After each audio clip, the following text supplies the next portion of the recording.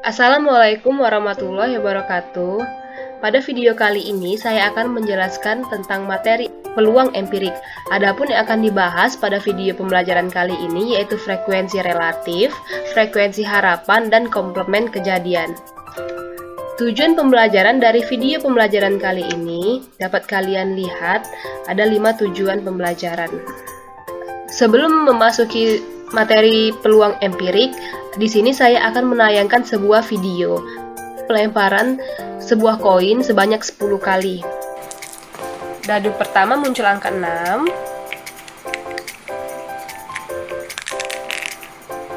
Dadu kedua muncul angka 6. Dadu ketiga muncul angka 5. Dadu keempat muncul angka 4. Dadu kelima muncul angka 2. Dadu keenam muncul angka 4.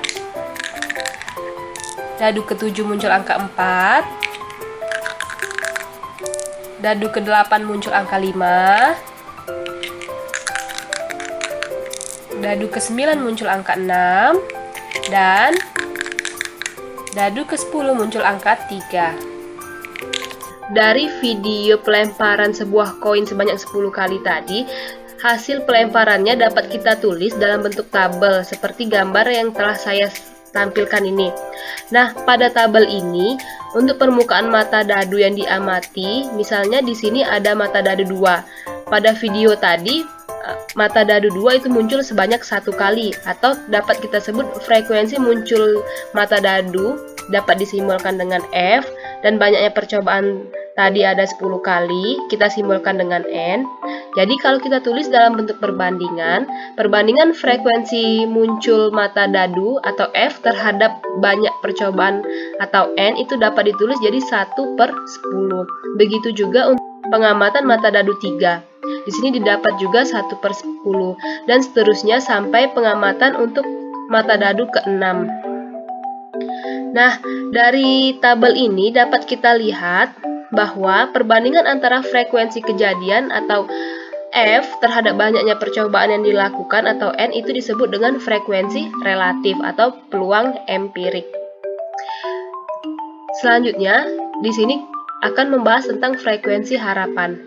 Nah, jika kita mengetos sebuah koin sebanyak 30 kali, mungkin di sini kita pasti akan mengharapkan muncul 15 angka dan 15 gambar atau 28 angka, 2 gambar. Namun hanya saja kalau muncul 2 gambar itu agak aneh mungkin ya. Dalam pelemparan 30 koin hanya muncul gambar itu 2 kali. Banyaknya kejadian yang diharapkan dalam suatu percobaan inilah yang disebut dengan frekuensi harapan. Pada pelemparan sebuah koin sebanyak 30 kali tadi, pasti kita akan mengharapkan setidaknya itu muncul angkanya 15 dan muncul gambarnya itu 15. Dari mana 1/2? Ya, 1/2 itu 1 itu didapat dari, karena ditanyanya ada peluang muncul angka, maka pada ruang sampel untuk sebuah dadu itu muncul angka hanya muncul 1 kali, dan 2 adalah banyaknya dari ruang sampel tersebut yaitu angka dan gambar. Berarti dapat kita tulis banyaknya ruang sampelnya adalah 2. Begitupun juga untuk peluang muncul gambar atau dapat kita simbolkan dengan PG itu 1/2 juga. Nah, diperolehlah hubungan untuk menentukan frekuensi harapan itu adalah setengah dari 30. Setengah itu tadi didapat dari, ya betul sekali, setengah tadi didapat dari peluangnya kejadian dikali dengan banyaknya percobaan. Jadi, dapat kita simpulkan bahwa frekuensi harapan itu adalah peluang kejadian dikali dengan banyaknya percobaan. Nah, di sini saya mempunyai sebuah permasalahan di mana sebuah dadu dilempar sebanyak 10 kali. Tentukan bagaimana mencari frekuensi harapan muncul mata dadu bilangan prima. Masih ingat kan bilangan prima? Bilangan prima itu kan bilangan yang hanya bisa dibagi dengan 1 dan dirinya sendiri. Angka yang menunjukkan bilangan prima itu ada 2, 3, dan 5, di mana berarti banyaknya bilangan prima pada sebuah dadu itu ada 3. Dapat kita simbolkan itu NA sama dengan 3. Ruang sampelnya adalah 1, 2, 3, 4, 5, dan 6. Berarti banyaknya ruang sampel ada 6. Dapat kita simbolkan juga NS sama dengan 6. Untuk mencari frekuensi harapan, pasti kita akan mencari dulu sebuah peluangnya. Nah, di sini peluang muncul mata dadu bilangan prima, di mana untuk mencari peluang adalah banyaknya kejadian yang dimaksud dibagi dengan banyaknya ruang sampel, di mana kejadian yang dimaksud tadi adalah banyaknya dadu bilangan prima dan banyaknya ruang sampel adalah 6, maka dapat kita tulis 3/6. Nah, 3/6 ini dapat kita sederhanakan lagi, itu sama-sama bisa kita bagi dengan 3, di mana 3 dibagi 3 adalah 1, dan 6 dibagi 3 itu adalah 2. Oke, selanjutnya, setelah kita mencari peluang muncul dadu bilangan prima, maka dapat kita cari frekuensi harapannya, di mana frekuensi harapan muncul dadu bilangan prima itu berarti peluang muncul mata dadu prima dikali dengan banyaknya percobaan. Nah, tadi kan sudah dapat nih, peluang muncul mata dadu bilangan prima adalah 1/2 dikali dengan banyaknya percobaan. Banyaknya percobaannya tadi adalah 10 kali. Jadi, dapat kita tulis frekuensi harapannya adalah setengah dari 10.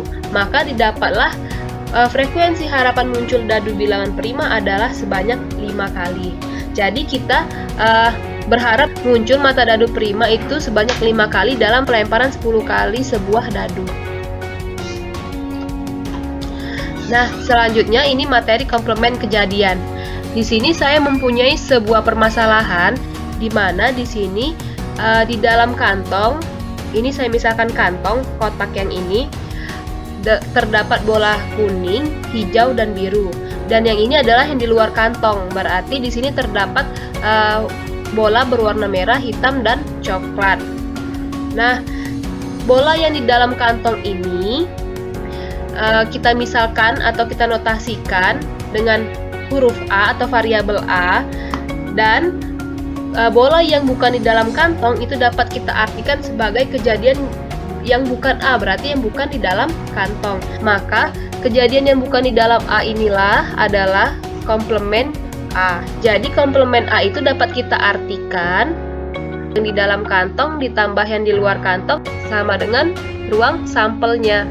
Dapat kita tulis banyaknya peluang kejadian A ditambah peluang kejadian komplement A itu sama dengan 1. Oke, biar lebih paham tentang materi komplement kejadian, di sini saya mempunyai sebuah permasalahan. Di sini dari 40 mobil yang disurvei, peluang mobil yang mengalami kecelakaan itu adalah 0,07.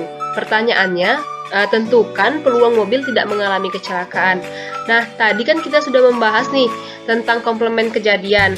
Kalau tadi yang diketahui adalah peluang mengalami kecelakaan, bagaimana menentukan peluang mobil yang tidak mengalami kecelakaan? Jadi dapat kita tulis peluang mengalami kecelakaan ditambah peluang tidak mengalami kecelakaan itu sama dengan 1, di mana tadi peluang yang mengalami kecelakaan adalah 0,07 ditambah peluang tidak mengalami kecelakaan sama dengan 1.